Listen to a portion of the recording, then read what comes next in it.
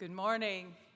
Thank you to the host committee and the Chamber for putting on this spotlight on California business.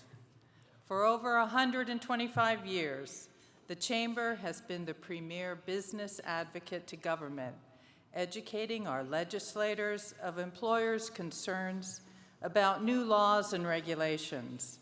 The Chamber is a resource to employers to educate and provide expert guidance about employment laws and state and local regulations so that business can safely navigate forward. The Chamber is shaped and guided by the input of our 13,000 companies employing a quarter of California's private sector workforce. More than 2/3 of our diverse membership have 100 or fewer employees. California has 3.8 million small businesses, the most of any state, and provides about half of California's employment.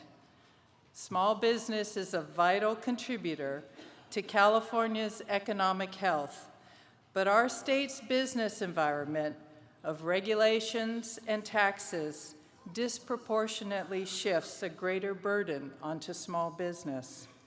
Our policymakers need to seek ways to reduce regulations, suspend adding new taxes or fees on California's businesses, and seek moderation in the implementing of existing laws in the least disruptive manner.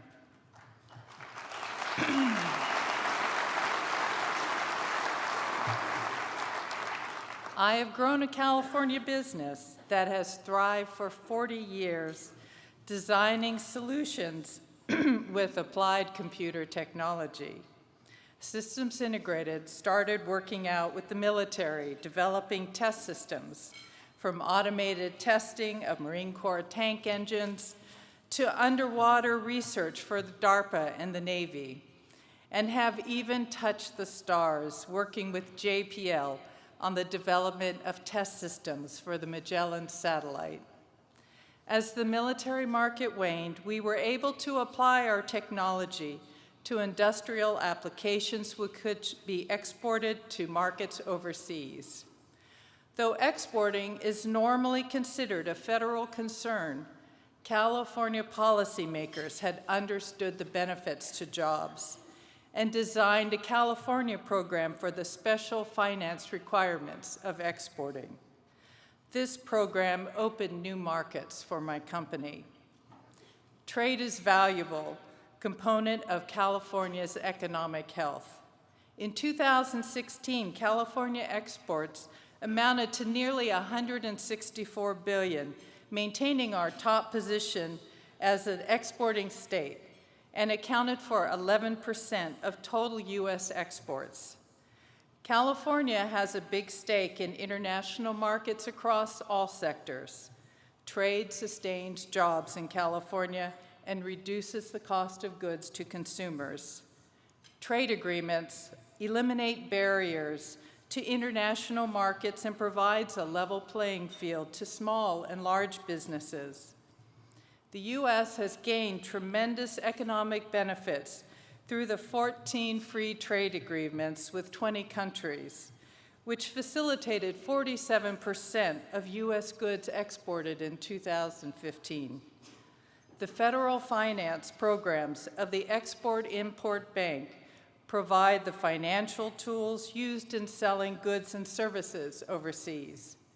California wins when more of our businesses are able to participate in exporting, either directly or as suppliers to an export.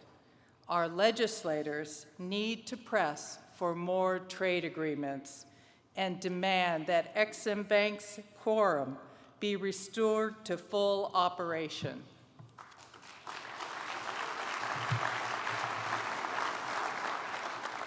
Systems Integrated, like all companies, need to evolve, and technology is accelerating this process.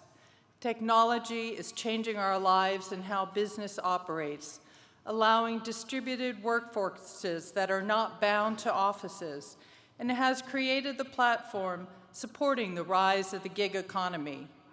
Business and workers need flexibility to participate in this changing environment. Allowing flexibility with employee work schedule also supports our environmental agenda by minimizing pollution caused by commuting on choked infrastructure, and doesn't punish workers forced to live in affordable areas to suffer the terrible travel times, reducing the quality of their lives. 20% of our workforce is on the verge of retirement, taking with them their skills and experience, but are willing to continue working if they can control their schedules with flexible hours. Business is trying to adapt to these demands of the workforce, but California's existing labor laws clash with these changes and need to be updated. The legislators could effect immediate changes in labor regulations that would reduce the outflow of labor and allow better business to utilize California's trained workforce.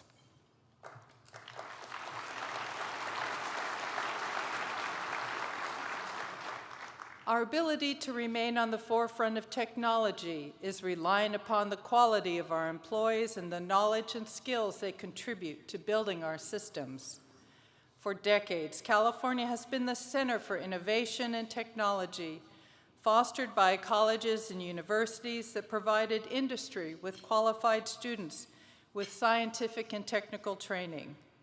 But decline in the direct funding of California's higher education has caused difficult trade-offs of limiting enrollment and increasing the numbers of non-resident and foreign students, worsening the skills gap for qualified talent. In 2016, there were over 149,000 foreign students attending colleges, and about a third of these students were majoring in engineering, math, or computer science.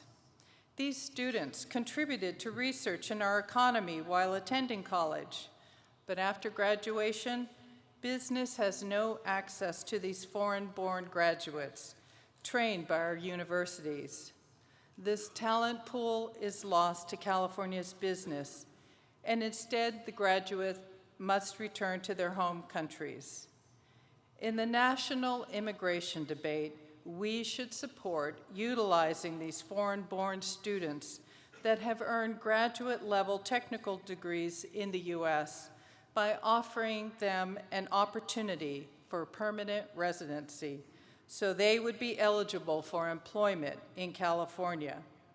We also need to spur the development of native-born STEM graduates and should consider developing STEM-specific tuition assistance programs to encourage the pursuit of these degrees. Not all students need a university degree to participate in technology fields. Our community colleges have aided in making technical occupations more accessible by providing training through career technical education and offering vocational degrees. These programs help to solve the skills gap, but need dependable funding to maintain availability and meet the demand. In order for California's children, regardless of their ethnic or economic backgrounds, to be prepared to pursue technical fields requires years of preparation, starting in elementary school to build the needed foundation. Figuring out the right approach for dispensing quality education in California is a combative matter, but it is too important an issue to let politics get in the way of meaningful changes. California invests 40% of the state's budget on the education of our children, and the only way we will know whether our kids are progressing is by objective testing, so we can determine whether our resources are achieving the desired outcomes.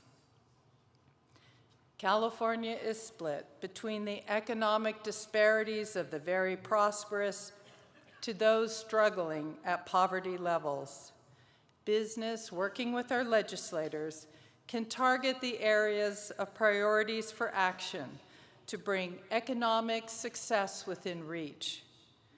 California has great potential, but the benefits need to be accessible across our state so that we are collectively competitive and that there are expanding opportunities for all Californians. Thank you.